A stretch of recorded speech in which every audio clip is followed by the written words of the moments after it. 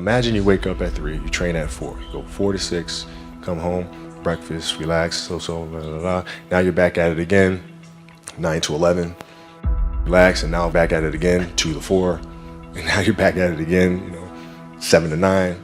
Look how much more training I have done by simply starting at 4.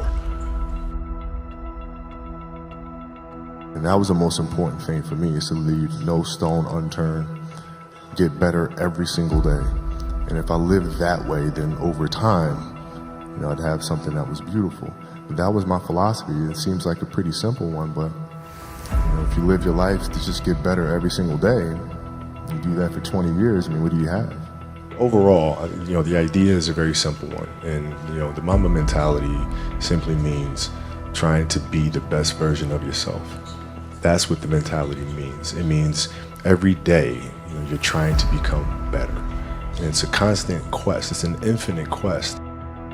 To me, the mentality is a really simple one in the sense that the confidence comes from preparation. So when the game's on the line, I'm not asking myself to do something that I haven't done thousands of times before. When I prepare, I know what I'm capable of doing, I know what I'm comfortable doing, and I know what I'm not comfortable doing.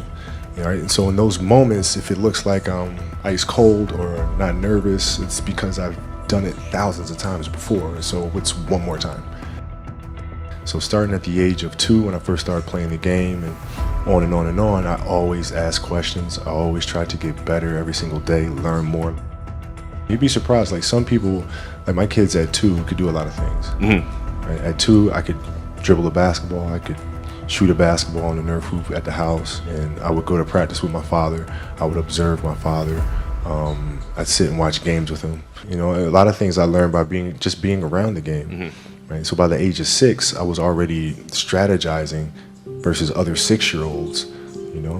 The age of 6, I figured out 6-year-olds couldn't dribble with their left hand. So when I was playing these 6-year-old kids, I would make them dribble with their left because I knew they couldn't. And so they dribble off their foot, I'd pick it up, lay it up. Do it again, dribble off foot, pick it up, lay it up. So at 6 years old, I had 63 points. I just constantly looked for things to learn from, and very observant. The passion came from the love for the game. I loved everything about it, like the smell of the ball, the smell of like brand new sneakers, and like the sound the ball makes when it hits the ground, the ball going through the net, like all those things I love. And so the passion comes from that, because once you have that love, you just want to be a part of this thing all the time. I was born to play basketball, you know what I mean? And I played a lot of different sports, but nothing brought me the sense of peace and of escape, that the game of basketball did. When I need that escape, it's there for me, right? When I need a friend, it's there for me. When I need to vent and don't dunk, and it's there, So the game is absolutely everything for me. I had goals, I had expectations and things I wanted to accomplish, and so like the outside world could not meet that for sure. Like, I knew I wanted to win like 5, 6, 7 championships.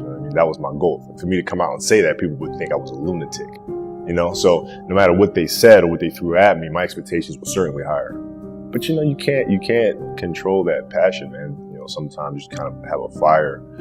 You need to keep those flames burning. Yeah. Man, ain't nothing you can do about it. Like you don't really have much of a choice. Like you wake up in the morning and you go. Even if you tried to dial it back, it'll just build up, and then it'll just like come out 10 times worse than it was before. Can't really control it. There's a quote from one of my English teachers at Lower Merion named Mr. Fisk. He had a great quote that said, "Rest at the end, not in the middle." And that's something I always live by. I'm not going to rest. I'm going to keep on pushing now. There are a lot of answers that I don't have, even questions that I don't have. But I'm just going to keep going. I'm just going to keep going, and I'll figure these things out as we go, right? And you just continue to build that way. So I try to live by that all the time. What was really your work ethic like, and for how long did you stay disciplined? Well, every day. Since 20 years. It was an everyday process, and trying to figure out strengths and weaknesses. For example, jumping ability. My vertical was a 40, it wasn't a 46 or a 45. My hands are big, but they're not massive. right? So you got to figure out ways to strengthen them so your hands are strong enough to be able to palm a ball and do the things that you need to do. Quickness, I was quick, but not insanely quick. I was fast, but not ridiculously fast, right? So I had to rely on skill a lot more. I had to rely on angles a lot more. I had to study the game a lot more. And but I enjoyed it though. So like from the time I can remember when I started watching the game, I studied the game, and it just never changed. What does losing feel like to you? It's exciting.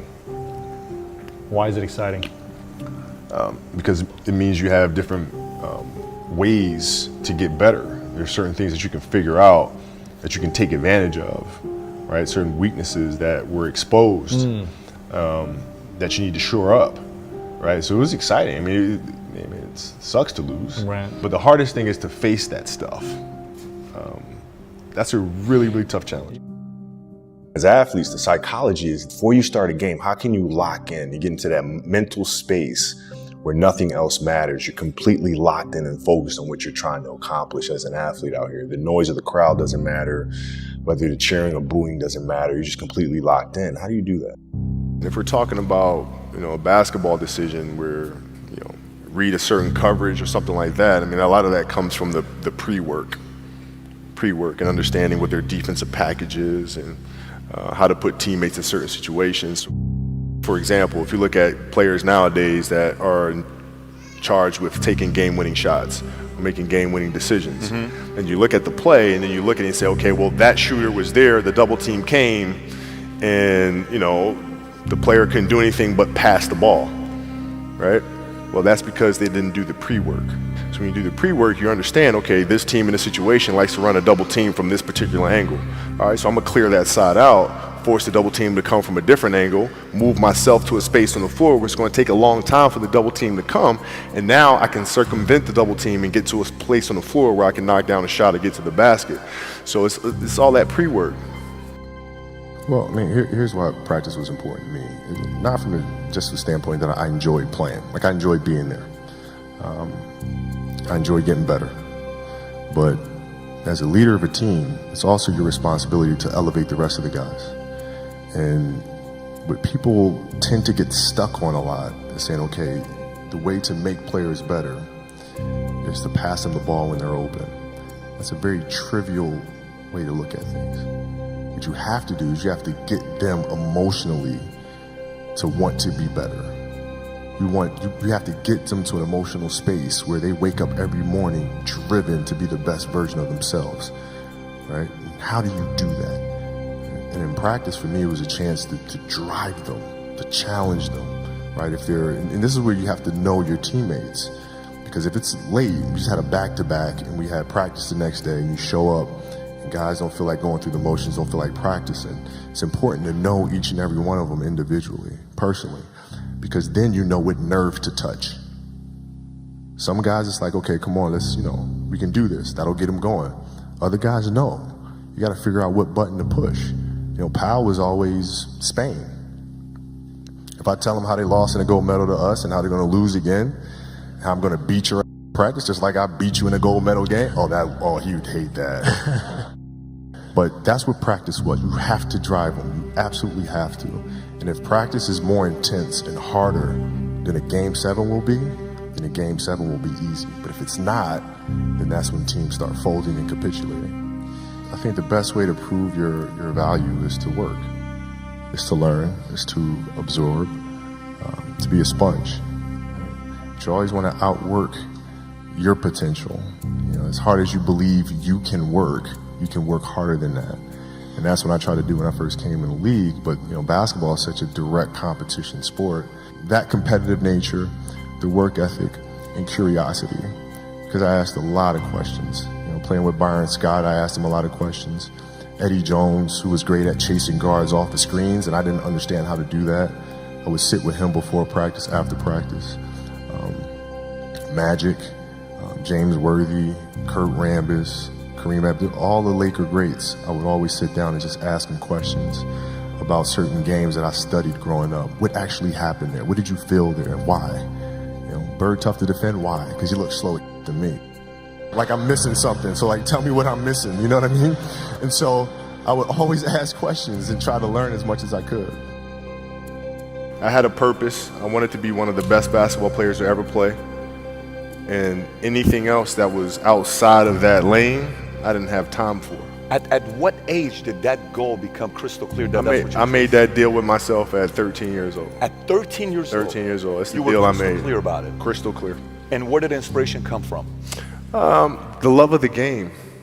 The love of the game, the challenge. Like I would watch Magic play, I'd watch Michael play, and I would see them do these unbelievable things, and I'd say, you know, can I get to that level?